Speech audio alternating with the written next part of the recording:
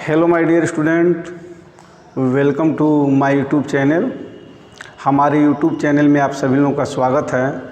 आज आपको हम बताएंगे विद्युत धारा के ऊष्मीय प्रभाव।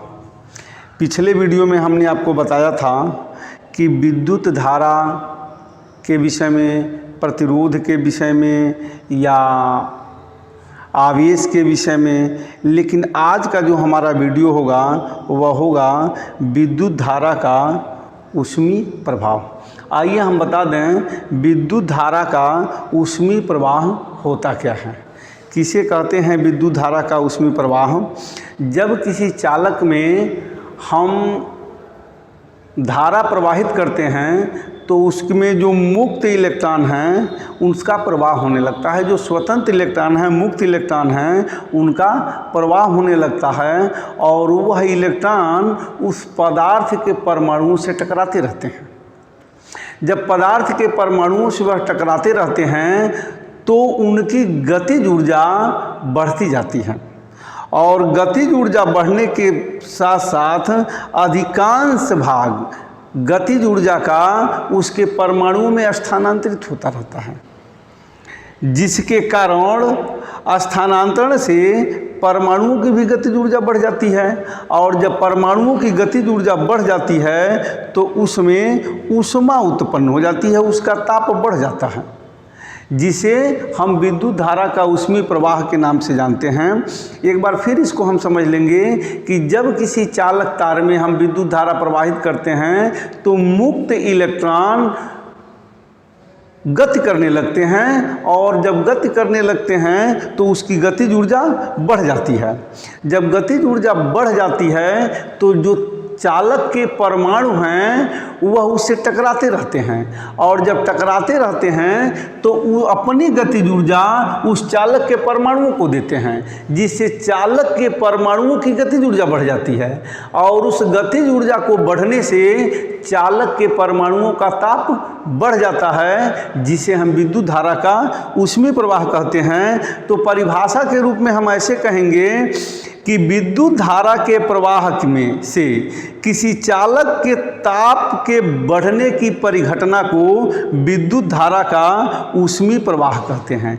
यानी किसी चालक के अथवा विद्युत धारा के प्रवाह से किसी चालक के ताप की बढ़ने की परिघटना विद्युत धारा का ऊष्मीय प्रवाह कहलाता है।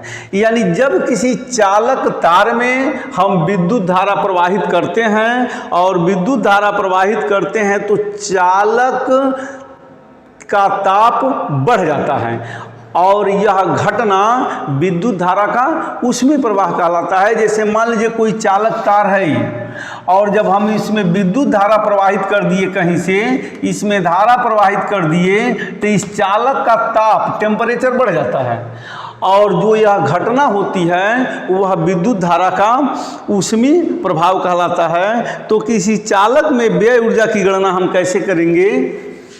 जो उसकी ऊष्मीय ऊर्जा है उसकी गणना हम कैसे करेंगे? आइए देखते हैं।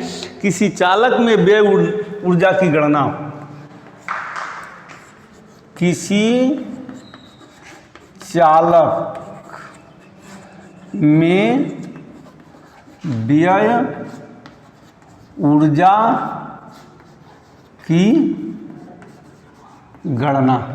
आइए किसी चालक में व्यय ऊर्जा की गणना हम कैसे करते हैं?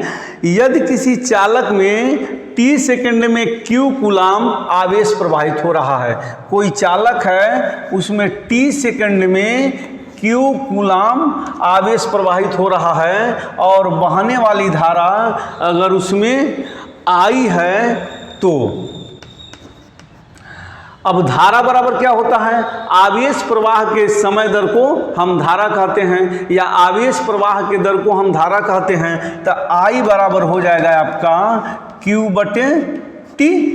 इसका इधर गुणा कर दीजिए, I गुणे T इजकल टू Q, यानी Q इजकल टू I गुणे T। यह समीकरण नंबर आपका 1 हो गया।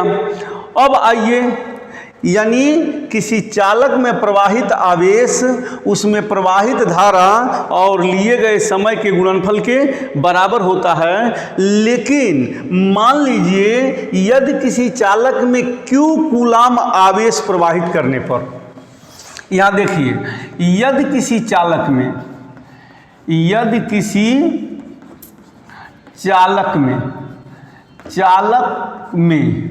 Q कूलाम का आवेश प्रवाहित करने पर W जूल ऊर्जा की आवश्यकता होती है, यानी W जूल कार्य की आवश्यकता होती है, और चालक के सिरों के बीच विभवांतर भी है। यहाँ देख लीजिए, यहाँ पर कोई चालक तार है, इसमें अगर हम Q कूलाम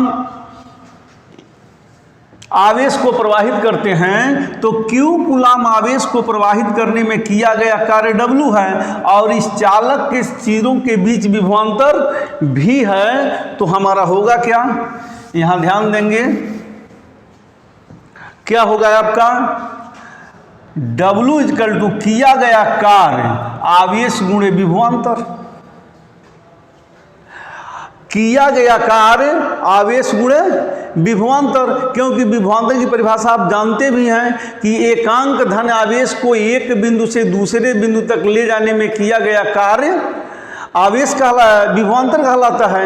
एकांक धन आवेश को किसी चालक के एक सिरे से दूसरे सिरे अथवा एक बिंदु से दूसरे बिंदु तक ले जाने में किया गया कार्य क्या कहलाता है, विभवांतर कहलाता है। तो अगर विभवांतर की परिभाषा हम देख लें तो हो जाएगा आपका V बराबर W बटे Q। एकांक धन आवेश को एक सिरे से दूसरे सिरे तक ले जाने में किया गया कार्य आपका विभवांतर कहलाता है। तो यहाँ पर V गुणे Q इक्वल टू हो जाएगा W, यानी W इक्वल टू V गुणे Q।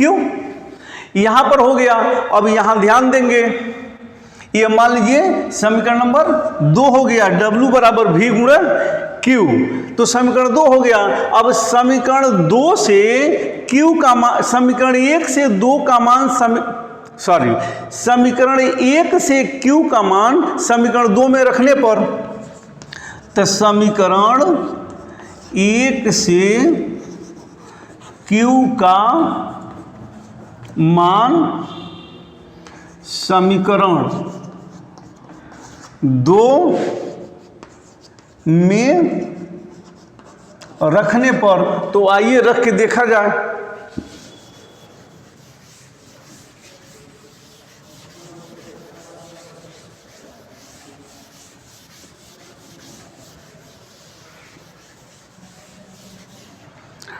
रख के देखा जाए तो क्या होगा आपका, तो हो जाएगा W बराबर V और Q बराबर है I गुणे T, यानी W बराबर V into I into T।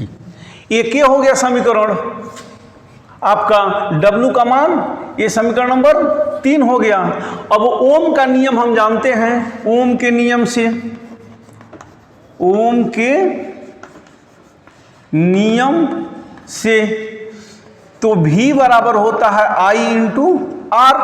अब V का मान समीकरण 3 में रखने पर, तो यहाँ पर समीकरण 3 से, तो समीकरण 3 क्या हो गया आपका, W बराबर V के जगह पर I into R, I into I into T, तो W बराबर हो जाएगा I square into R into T। अब किया गया कार्य उसमें उत्पन्न धारा के वर्ग, प्रतिरोध और समय के गुणनफल के बराबर होगा। अब यहां देखेंगे हम, परंतु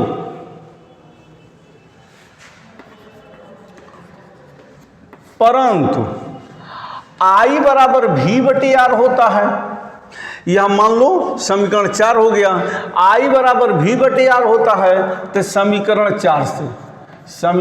4 से, तो समीकरण 4 में क्या होगा आपका, W बराबर I square R into T, तो मान रख दीजिए W बराबर I के जगह पर V बटे R का होल स्क्वायर गुणे R गुणे T।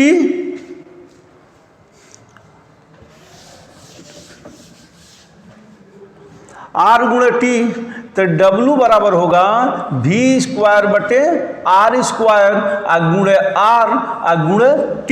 इस R से यह R आपका कट जाएगा, तो W बराबर V स्क्वायर इंटू टी और बटे R। तो W बराबर V स्क्वायर इंटू टी बटे R। इस प्रकार अगर किसी चालक में ऊष्मा की हमको गणना करना है, कोई भी चालक है उसमें विद्युत धारा के ऊष्मा की अगर हमको गणना करना है तो हम निम्न सूत्रों से उसकी गणना कर सकते हैं। अब हमने निकाला क्या, W बराबर V गुणे Q बराबर V इंटू आई इंटू टी बराबर I square R into T बराबर V स्क्वायर इंटू टी बटे R। अब सभी सूत्र को हम एक साथ लिख दिए, सभी सूत्र को हम एक साथ लिख दिए। अब किसी चालक में अगर उत्पन्न ऊष्मीय ऊर्जा की गणना करना है तो इन सभी सूत्रों से हम चालक में उत्पन्न ऊष्मीय ऊर्जा की गणना कर सकते हैं। अगर विभवांतर आवेश दिया है तभी कर सकते हैं, विभवांतर धारा और समय दिया है तभी कर सकते हैं, प्रतिरोध धारा और समय दिया है तभी कर सकते हैं, और विभवांतर दिया है, समय दिया है और प्रतिरोध दिया है तभी कर सकते हैं। अब आप खूब अच्छी तरह से जानते हैं यह ऊष्मीय ऊर्जा का ही एक रूप है, और अलग अलग तरीके से हम निकालेंगे तो इसका मात्रक अलग अलग आएगा। जैसे मान लीजिए आवेश हो गया तो आवेश का मात्रक कूलाम हो गया, और विभवांतर का मात्रक वोल्ट हो गया, और W बराबर कूलाम इंटू वोल्ट हो गया। लेकिन ऊर्जा का मात्रक जूल होता है, तो W का मात्रक जो होगा, W का मात्रक हमारा जूल होगा। तो सभी चाहे कोई भी फार्मूला लगाएं हम इसको जूल में बदल देंगे। ऊर्जा का अगर ऊष्मा पूछ रहा है तो उसका मात्रक कैलोरी होगा, और कैलोरी में और जूल में अंतर है, आप इस चीज को जानेंगे, क्योंकि एक कैलोरी बराबर होता है, एक कैलोरी बराबर होता है 4.18 जूल। तो कैलोरी और जूल में अंतर है, इसलिए इसका मात्रक क्या होगा, जूल ही होगा। अब इस पर जितने भी सवाल होंगे हम उस सवाल को लगा लेंगे और उसको देख भी लेंगे। मान लीजिए एक सवाल हम बताते हैं, चलिए उसके बाद आगे देखते हैं। यहाँ सूत्र रहने दीजिए, एक सवाल देख लिया जाए। एक विद्युत हीटर में 120 वोल्ट का विभवांतर। अब देखिए एक प्रश्न दिया जा रहा है, एक विद्युत हीटर में 120 वोल्ट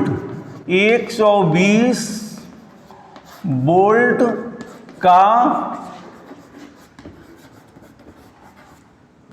विभवांतर, 120 वोल्ट का विभवांतर पर 12 कूलाम का आवेश प्रवाहित होता है, पर 12 कूलाम का आवेश प्रवाहित होता है। एक विद्युत हीटर में 120 वोल्ट पर 12 कूलाम का आवेश प्रवाहित होता है। हीटर में कितनी ऊर्जा व्यय होगी, हीटर में कितनी ऊर्जा व्यय होगी। तो अब देखिए कितनी ऊर्जा व्यय होगी, तो यहां देख लीजिए V बराबर, अब हल कर रहे हैं इसको, हम हल कर रहे हैं, सॉल्व कर रहे हैं। V बराबर हो गया 120 वोल्ट, और Q बराबर हो गया 12 कूलाम। अब ऊर्जा पूछ रहा है, W पूछ रहा है कितनी ऊर्जा व्यय होगी। तो आइए देखिए, अब इसमें W है, Q है, तो पहला सूत्र काम करेगा। तो W बराबर V गुणा Q।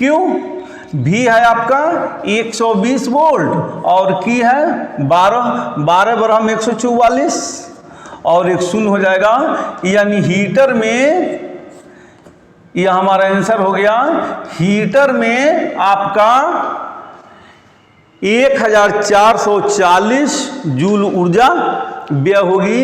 इस तरह से तमाम सारे सवाल आपको मिलेंगे आने वाले वीडियो में। अगले वीडियो में इस पर आधारित आपको सवाल बताया जाएगा। परीक्षा के दृष्टि से बहुत ही महत्वपूर्ण ये टॉपिक है और जानकारी के भी दृष्टि से है। तो इस प्रकार इस वीडियो को आप कई बार देखें, इन सवालों को समझें, इस तरह के सवालों को लगाएं और विद्युत धारा का उसमें प्रभाव को समझें कि गतिज ऊर्जा के कारण ताप बढ़ता है, जिसके कारण यह विद्युत धारा ऊष्मा के रूप में बदल जाती है। हमारे दैनिक जीवन में ये सब देखने को आपको विद्युत इस्त्री, जिसको प्रेस कहते हैं, उसमें मिलता है, हीटर में मिलता है।